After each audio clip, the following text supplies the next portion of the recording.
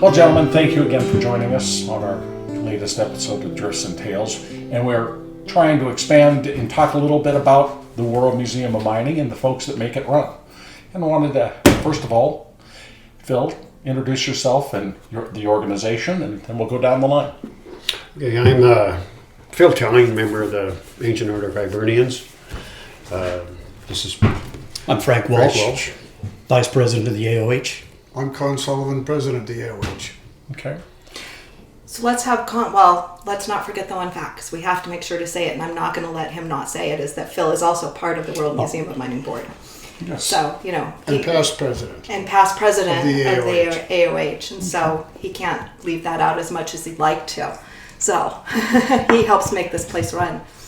But should we go to Con to tell us a little bit about the Ancient Order of Hibernians? Well, it's an organization that's been around since it came to America in 1836, and then it came to Butte in, help me out, Phil, 1889? 79. Mm-hmm. Thank you. And ran pretty consistent through the years. Had a little lapse in time, and then 41 years ago now, they fired it back up, and it's been contributing to the community ever since, and it's what we're proud of, and basically what our purpose is: friendship, unity, and Christian charity. Well, I'm just going to say it right now, that the World Museum of Mining Board, as well as myself and the staff, and especially our maintenance crew, truly appreciates the projects that you've been working on and coming, and you've got kind of put us under your wing, and we appreciate that, because there's a lot here. We've got 22 acres here, and there's a lot to be done. So why don't you talk about a couple of the projects you've worked on here? Well, we've started our projects out on the strike gate out in front here. We dismantled the entire thing, tried to salvage as much of the original wood that we could, and rebuilt the entire strike gate. We still have some work left to do on it, but that's coming up next week sometime. So also at the the Durant Railroad Station, we built a brand new deck and ADH accessible ramp for that, and we're in the process. We just finished a wall down at the AOH display, reinforcing the walls and stuff down there. So yeah, it's been an ongoing project. There's usually about 6 of us working at a time. I think it's important to also mention, because you may not know about this even, Dan, and hopefully some of you guys may have been involved several years back. You guys also helped redo the display, the AOH display, as well as St. Patrick's Church, our one church. You helped with the floor and cleaning that up and things such as that as well. So you guys have been part of the museum for quite some time. Yeah, there was a time there that we were kind of between meeting halls where we'd have our monthly meetings, and we actually had some meetings in the church, and we did some initiations of new members in the church. It was a great setting for that. It was the few that got initiated at that time. They were lucky enough to do that. Just in a different venue, and it was pretty nice. Yeah. In that respect, you guys have been participating here. Why? I think that's a good fundamental question. Yeah, you have your organization, fraternity, Christian values, and all sorts of things. But there's got to be a reason why you want to participate in such a place as the World Museum of Mining. It's like I say, we are a community organization, fraternity like that. And we also have a lot to do since 2012 at St. Patrick's Cemetery. It was history about that. It just got abandoned and ignored for years and years and years, and it had to be done. And an awful lot of Irish people buried there. And anybody from Ireland that comes over here, most often they want to see the cemetery and look at relatives. So we work there quite often too. And as far as being here, cemetery included, as good as it's been for the community in that, it's been good for our organization. It brings people together that we see each other maybe once a month, but now we work together, we become closer and everything, and we're more out in front of the community. It gives us presentation that we're known more for just other than the St. Patrick's Day Parade. So it's helped our organization and us too. So it's a two-way street. Well, and the great thing is the community's recognizing it beyond here because was it last year? You guys were one of our Heroes local of Butte. heroes. Yeah, I think Heroes you of guys were the Butte. first Yeah. organization that won that local heroes that's awarded as And that was quite an honor. Frank had a hand in that. That was a great deal. And again, it's just being recognized by the community. Oh, you guys For were what we do, certainly yeah. deserving of that honor for sure. If we can get back to the cemetery real quick, we've been, as an organization, we've been down there for more than 20 years now. Oh wow, I didn't know that. We replaced the entire fence along the front. We go back and we reset old headstones that have been knocked over, Yeah. backfill sunken graves, which over time there were no vaults, so they were sinking and stuff like that. But yeah, it's a endeavor to say the least. But yeah, it's one of the best things. Like Phil was saying, people come from all over to try to track their relatives down, and that's where they'll end up at. Yeah. I would add when the group of Irish people were here in 2025, you guys accommodated 60 of them in one day, took them underground, Yep. and you wouldn't believe the impression that left on those folks. I was able to go over there a year later, and the reception we had and the way that they talked about Butte, but that underground tour touched their hearts because they could see and understand where the conditions that their ancestors worked in, and they didn't know that, Yeah. how it was. And it was left an impression that you can't imagine in Southern Ireland. That's You're, good, yeah. you're well known on the Beara Peninsula, I will tell you Well, that. that's great to hear, and of course, I'm sure there's plenty of people that are listening to this that don't realize that Alahis is Butte's sister city. Thanks to some work Yes. of Dolores Cooney, one of our past Right. curators who passed on, as well as Ellen Crane, and continued with the relationship has certainly continued with the Butte Silverbow Archives with Aubrey and Lindsay, which is just fantastic, and they reach out to us quite often. And of course, we have to shout out Jim Keane and always bringing the Irish throughout Butte to share all the tours and such. They were impressed, honest to God. Yeah, excellent. One of the things I want to get back a little bit to your organization's thrust and the things that you do. You've done the cemetery. You're up here, and one of the impressions that I get of visitors is always they're impressed with how we tell our story of Butte. And I want to chat a little bit with you guys about the fact that your emphasis is to make sure that the community is understood, the history is understood, and it has benefits for everyone who both lives here as well as those who visit.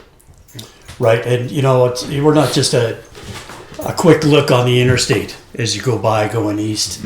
What I say to people is, if you want to learn about Butte, read one of the books that have been written about Butte, War of the Copper Kings, Fire and Brimstone.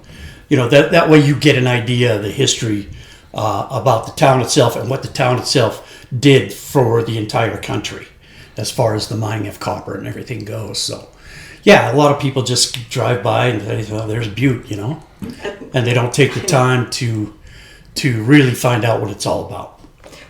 Well, especially since the Butte history is so unique to the area and really to the United States, not to mention unique to the United States, but influential to the United States as well. Can we step back just a minute before you go on that thought? Because I think our listeners would love to know how long these guys have been in Butte. Like Con said, we Well, I'm talking you individually. individually. I wasn't born here. I was born in Washington, just post World War II, and when my family moved back here. All of my family's here. My grandfather came here in 1881 or 1882. Just kind of through there. So that's how long basically Yeah. been here. And what was your job before retirement? Before retirement. Well, and you really haven't fully retired yet, but Yeah. Whenever I'm silly enough to answer the phone. But I worked for the Montana Power, the local utility, for 30 plus years, and then I started a consulting business on my own, basically doing for other people what I did for them. Substation and generation equipment, that type of stuff.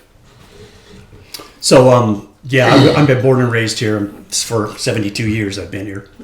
My grandparents came from Ireland, of course.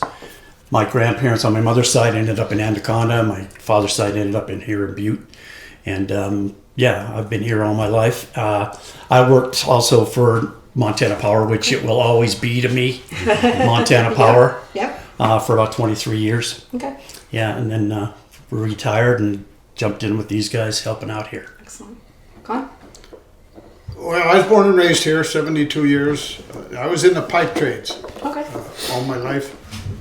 Worked construction, it took me several different directions. I spent about 20 years with the power company towards the end of my career, and then finished it off in the training program for the International Union. So it was a good run, Yeah. good place to grow up. I think that you guys are a prime example of so many of the stories that we tell of having experienced all of this history here. So that's why I wanted to make sure to highlight that, you guys aren't just, putting out a bunch of BS to us, that you guys live this and you guys experienced it, and, you guys know the history probably better than most of us.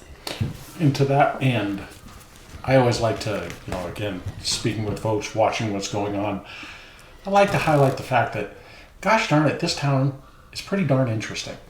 I mean, it's got, as Jeanette was saying, a reach. And whether you've come here or you've been here a long time or you're just visiting through, it really has a story to tell. It does, and then again, excuse me, I go back to the fact that, people need to understand that. Like I said, pick up a book, go to the archives, find out what it was all about back in the day. Mm-hmm. And it's like, wherever you go in this country, you're going to find somebody from Butte. It's crazy. Or some connection to Butte. Some connection. Exactly. Well, and to that end, the World Museum of Mining, as an example, has been a great asset to the community to preserving that story, as well as showing how, folks operated here. Mm-hmm. Right. And it wasn't easy. It wasn't an easy life by any means, So, But what an appropriate setting. Back in the day, this bar, wherever this came from, 24/7. They never closed their doors. The miners were working 3 shifts, and it was just the town was booming. Yeah. And it was wild, to say it politely. Well, I was trying to make you guys feel at home a little bit too, so you did well. Well, to that end, did you guys go uptown this last weekend? To the I did Folk not. Fest? No, I didn't. Well, I didn't I make it. made up on Yeah. Saturday. Oh, And the place was absolutely packed. My wife worked the booth for the volunteers. Mm-hmm. But going throughout the arenas, the events, and everything else, how impressed, how interested, and how they frankly speaking, adore Butte. Mm-hmm. What you guys do in all your capacities, your organization, helps that story preserved. Yeah. yeah. Frank, People like coming to Butte. You touched on that. These festivals and stuff. That's why the draw is here. Because people get treated well here. Everywhere they go, and that's kind of a Butte Irish thing. It is. Truthfully, yeah, and I was just about to say that it's because of the number of Irish that came here and Right. continue to live here. And Irish are, I can say this because I'm part Irish too, is that the Irish are so welcoming and so friendly, and you're always willing to tell a story whether it's true or not. Yeah. They're always willing to lend a hand. Exactly. Oh, definitely. And that's part of us. You got truthfully. each other's back. It's in our DNA. Yeah. To tell you the part truth. of the AOH, was preserving Irish heritage, and some of our members take that to the extreme. This guy here, you're familiar with the Henri Raw Festival? Yes. Okay, he was. But our listeners may not. So before you go on with that, can you share a little bit about the Henri Festival? The Henri Raw Festival is the Montana Irish Festival. We're going into our 22nd year this year, and it's based on our Irish music heritage. We bring in speakers to talk about the Irish here in town. It's a great event, we have had our moments where we've washed out, but we're all there still, and it's all done completely by an all volunteer force. It is. The majority, well, I wouldn't say the majority, but most of us who have been doing it now for 22 years. So, And it tells a story. it tells a story. It tells the story of the Irish, through music, through the speakers that we bring in. Band members. Some of the band members that will be here this year will be part of the speaker series, so they'll be telling their story too. What were you going to throw him under the bus on for the Henri Raw before I interrupted you? Oh, yeah. That was, 5 minutes ago it's gone. Early on, when they moved the Henri Raw to the original off of Park Street, where it was for so many years, it was really, really interesting to listen to the comments, not only from the people that came in, but from the performers, and how impressed they were with that venue up there, just looking out of the Highlands and underneath the head frame and It's pretty unique. stuff like that. It was, and they've done such a good job in that. It's a go-to event. Oh yeah, definitely. I have to say, I like the folk festival, but I think I'm more partial to Henri Raw. Interesting. Folk festival has become something in and of itself. Right. It has a life of its own. It Yeah. does. And I think that's why the Henri Raw is more hometown to me. I think Yeah. a little bit, and I love watching the Irish dancers. My wife Claudia, she, having volunteered the last few years, says about the folk festival has turned into much more probably than anyone anticipated it would I'm be. sure, And by far. it is a place to be It in is. the Western It is. There United you go. States. There you go. But there again, Well said. watching it, watching the ripple effect of it, be it from the AOH, be it from these festivals and all that kind of stuff, it's changed the dynamic in my mind of my 35 years in Butte to the respect this community receives and how your work exemplifies that. Respect for this community, it was earned. It was earned from our ancestors. It was earned from our parents, and it was passed down to us. It's just, that was well said, because people like to come to Butte, and we treat them well, and they respect that. It's kind of goes back to what our parents always taught us. Treat somebody like you'd like to be treated yourself, and that happens in Butte. That's one of the funny things, again, having worked with it when the visitors come in, is, you start telling the stories, you start telling about the Copper Kings, you start talking about unionism, you talk about all of these things, and most people who are not familiar are ending up leaving the place shaking their heads, wondering what in the world. There's nowhere quite like You it. touched on unionism. The first union contract was signed in Butte before the Custer Battle. Great point. Yeah. Think about that. Yeah. We're talking about prior to one of the most seminal military events in American history, and Butte, Montana was already Yeah. Miners Union number one. Yeah. Yeah, exactly. So, If I could regress back to Henri Raw and what Phil was saying, when we first started out with Henri Raw, my core worker Tom Powers, who handles all the music for us, was on the telephone, tracking down agents, tracking down bands, tracking down whatever. But through the years, from those performers being here and being treated the way they were treated, now they come looking to us. They're calling us saying, do you have an opening? Do you have an opening? Can we come? Because they're treated so much differently here than they are on the major Irish festival circuits, should I say. And Milwaukee is the biggest Irish festival in the country. And just they're just a band, they do their thing, they go away. But here, we mingle with them, we party with them, we treat them like gold. yeah, they become community. I got a word for it. They must recognize the genuine nature of the community. Absolutely, absolutely. Yeah, we've had people say that. We've had performers say, it's not a festival for money; it's a festival of love.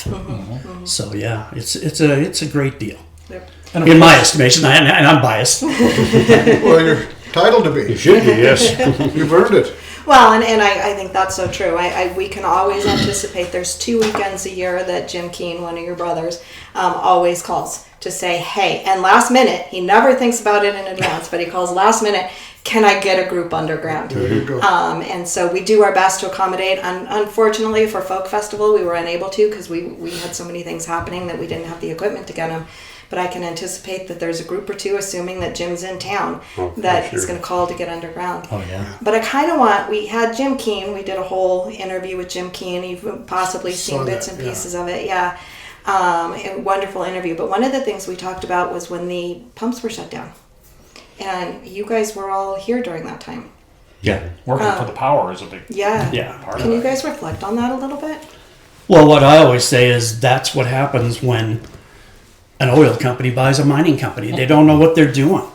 They totally screwed up, let's put it that way. They shut off those pumps, they flooded those mines, and now we have the Berkeley pit. Yeah, I so- agree. You know, before I went to work for the power company, that I worked on the hill underground and stuff like that, and they shut those pumps off, and I knew the role that those pumps played.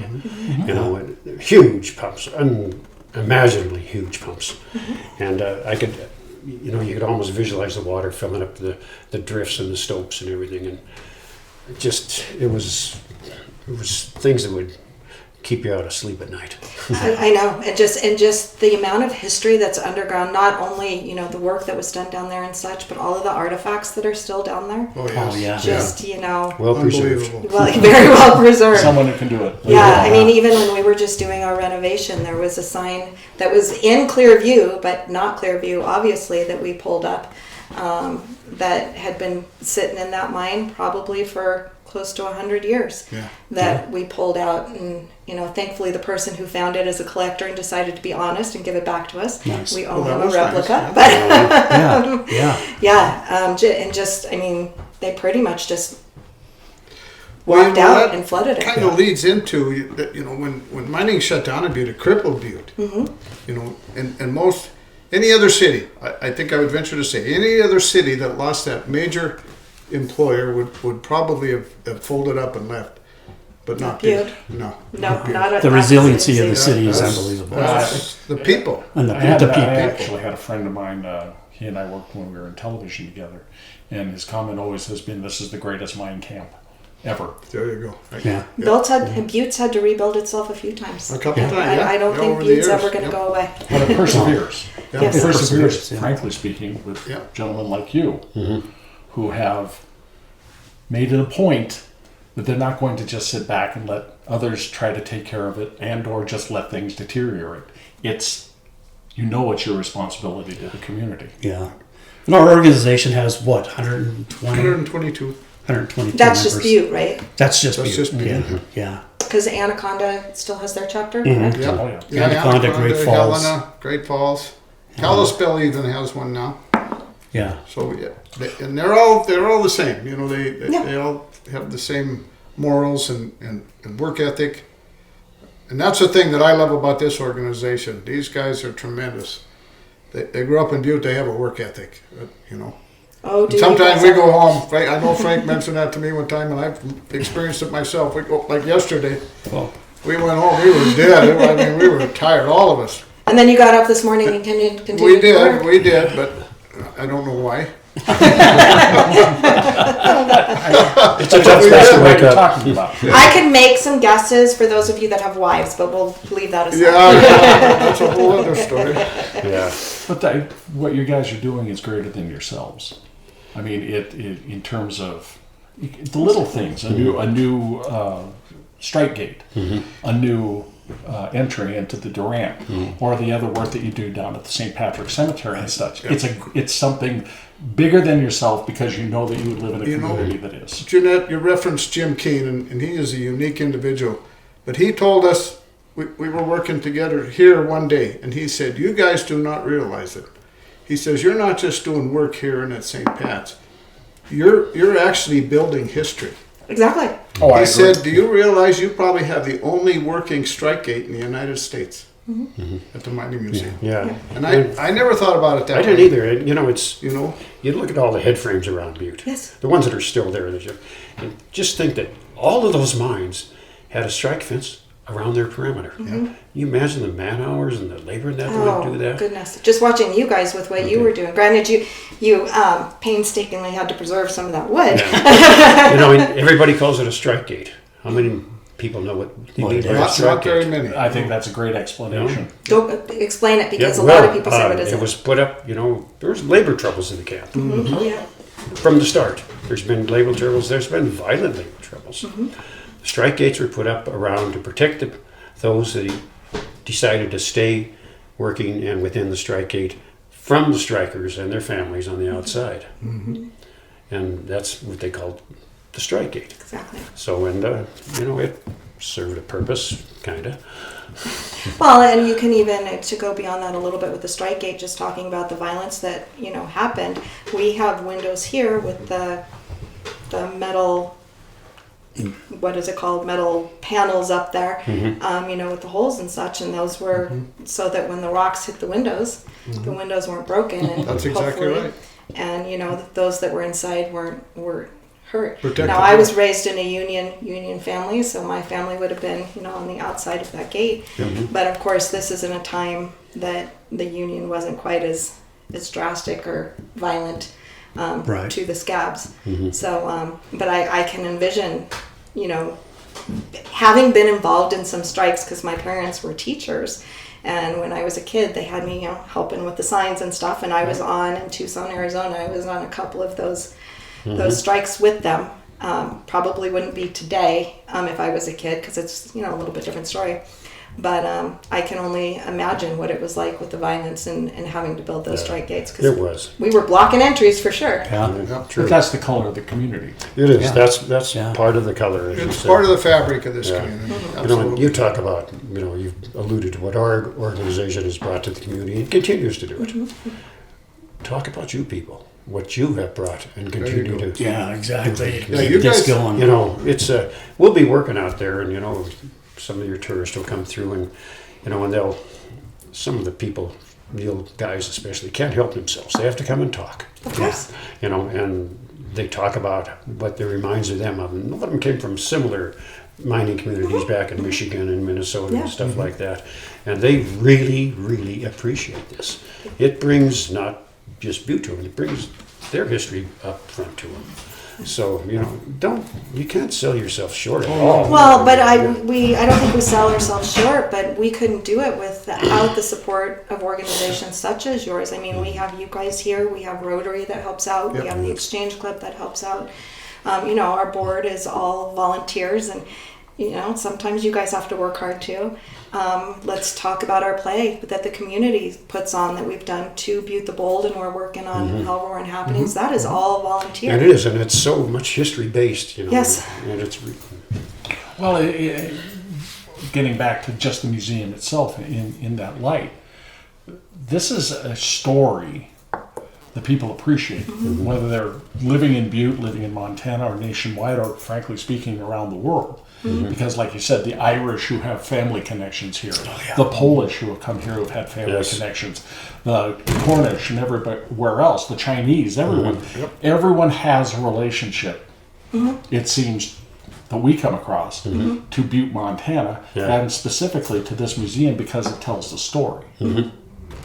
Well, I think it tells the story, and then I think we've talked about it a little bit. You feel the story, especially like you were saying when the Irish went underground, which I think is one of the things. I'm not trying to put shameless plugs in here, but is some of the reaction we've been having from our underground concert series too. But going back to the experiences, I've only missed one of the 4 so far, but the other 3 in some way had a story to tell about a family member or somebody who had an experience underground, and bringing that back. Actually, one of our Chad Okrish, one of his relatives actually worked in the Orphan Girl.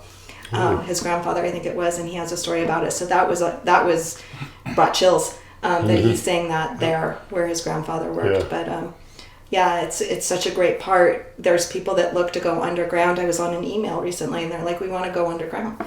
And so of course it was referred. Actually, I think it was Facebook. And they referred here because this is the only place in town that you can feel what the underground mine, or be in the underground, not feel, be in the underground Right, mine. only in the world. Yeah. The fact of the matter is, in my research, there's only one other place in the world that has anything similar to this head frame. It's in Germany. And there's other underground tours, but Right. nothing like ours. This is a unique experience. Yeah. To get back with Jim Keane and the underground tour, when one of the bands, the elders were here, he took them underground, and the wall was already drilled, tapped, and primed, and so he walked out with it and asked the head of the elders, Ian Byrne, "Do you want to touch it off?" So he gave him the batteries and he let him blast. And then those guys just took that like I'll never it was, forget that. Oh no, Yeah. no, Yeah. Unfortunately, blasting doesn't. Well, blasting happens with Montana Tech, but to our tourists, we're unable to do that due to Yeah. cost anymore. But Right. I never got to experience it. My husband's experienced one. I'm guessing it's quite the experience. Yeah. Yeah. Well, Anthony Bourdain was here. Yeah. Yeah. I mean, that was a Oh, great representation of the community. Right. Yeah. Yeah. Yeah, and there again, that want to get all the way back, and we'll finish this up. But that's what I see as the AOH doing. It is preserving. It's continuing the story. It's allowing folks in your organization to be more than just, someone who goes and has a couple of drinks and you talk the old days. You're actually accomplishing something. Yeah. We go a long way. We sponsor baseball teams. We sponsor scholarships. We help the new priests coming out, Seminarians. the seminarians. And this is all financial that we're doing. It's they obviously help out with Henri Rod, and we're more than just an Irish drinking club. Yeah. You work before you drink, right? Yeah, I tell that by the end of the day. Understand our ancestors. Yeah. Yeah. No, definitely. Keeping up the tradition, there's no doubt. Well, gentlemen, what else would you like to discuss? Just again, Phil touched on it. You what you guys have created here through your efforts is so unique that you don't sell yourself short. But I don't think you realize how important you are to the community. Well, I think that this, if I may be so bold, and again, I've lived here 35 years and native Montanan and all, is that this museum and all the work that gets done by all the organizations is important. It's important to make sure that the human condition understands what men and women went through previously and what the community, how the community still stays vibrant and alive. Yeah. Well, when they were filming 1923 here, Helen Mirren made the comment that Butte is a city lost in time. And, to me, that's not a bad thing. When you look to the east, look you where look to we're the sitting. west. Exactly. Exactly. Yeah. Perfect statement. Could almost be one of their sets, right? Yep. Yeah. And I've heard people come through here and that have come from Virginia City, and they said this puts Virginia City to shame. Yeah. And I hate that idea, but I don't hate the idea, but it's is what it is. Yeah. Yep. Last year, It's important. Last year, I had a guy. He works for Disney World down in Florida, and he came here, and he walked out, and he was just blown away. Came back at the end and said, "This is as great as anything that we could ever try to create in Disney World." Yeah, we'd get comments. Not only is the displays interesting, great, it's clean, it's well presented. Yeah. It's inviting. Yeah. All that. You can tell that your people, put in a lot of hours to maintain that. We try hard. Yeah. So we don't succeed to the level we'd like to, but I think we set our standards pretty high. I would say if you guys weren't the quality of people that you are, we probably wouldn't be here. So it goes full circle. It does. And I want to go back and it's group like yours. We opened up in '65, ideas started in '63, and just remind the listeners that we were an all volunteer group. It was the heart of Butte. It was the resiliency of Butte, and it was the determination of Butte that kept us open from the mid '60s until the '90s when we hired our first staff. And it continues to be the heart of people like you that keep us open and keep us going and keep us and help us tell the story and do the great things that you guys are talking about. So we appreciate Thank you. you. Thank Yeah. you. And here's to the World Museum of Mining. Absolutely. Yes. Sláinte. Cheers. Well done. I will add one thing that if you do go out on AI and you ask what are the 5 top museums in the state of Montana, number 1 is Bozeman, Museum of the Rockies. Number 2 or number 3 is this one. Wow. So, For Montana. and I think it's resonated with the audience that comes. I think you also looked up, this was a year ago, mining museums, and we were amongst the top. Oh, yeah, you're we were top. up to 2 or 3. Yeah. Yeah. So There's one in Germany that beats us. Yeah. I hate to at the risk of aging myself, Sure. but you talked about 65. I was working for the power company at that time, and one of our supervisors that was your founding fathers was really interested in this. And he would recruit people to come up and help. You know, we'd come up and do this and that. I had no vision of what this would turn into at that Really? time. No vision There's at a all. unique view, You yeah. know, it was all old head frames and old buildings and, you know, old pieces of metal and sluice boxes and, you know, skips and stuff like that. I couldn't have envisioned this at that time. Well, and I'll be honest, there was a plan put in place, but I'm not sure that even those founders fully envisioned what it's going to be like, because we do have a large poster. Dan's shown people quite a bit that this museum would have been completely different. And so there would have been a dinosaur section of it, and Oil with fossils section. and such, yeah. All important parts of the story, but we developed into this and such. But we still look back to those founders with, like, the Hall of Fame. They wanted the Montana mining, or they wanted a mining Hall of Fame here, and inducted Reno Sales. I've been telling the story a lot recently, and then it never happened until this year we brought it back. So, Nice. or we're bringing it back, I guess Yeah. I should say. It was interesting, you know, some of the people, a wealth of experiences come through here and talk to you. And I told you about one of the founding fathers, you know, this is Dave Johns, he had a lot of experience. And you look at the electrical stuff that you have, you know, the old transformers, the old transmission lines, the old air brake switches. People come through there and they'd say, I'd heard about those. I've never seen one. Yeah. You know, just it's kind of a side fact, but my mother grew up in the original mine yard. Oh, did she? Yep. My grandmother had a boarding house there. Okay. It was my step-grandfather was the foreman of the original, Big Jim Sullivan. And he married my grandmother Nora, and she had two young girls. Yeah. And they grew up in that mine yard through their Wow. grade school years. Pretty nifty. And one thing they said, you never had a fear of going downtown. If it got dark, no matter what your age was, a miner would walk you home. Whether it was Walkerville or Centerville or up to the original or wherever, if it started to get dark, a miner would walk you right to your front door. Oh, that's cool. That's just how they were. Yeah. That's uniquely. And Well, and I'm glad they taught it to another generation. Yeah. yeah, exactly. And it continues. Yeah. My sweetheart's a mule in the mine. I drive her with only one line. On the backboard I sit, tobacco I spit all over my sweetheart's behind.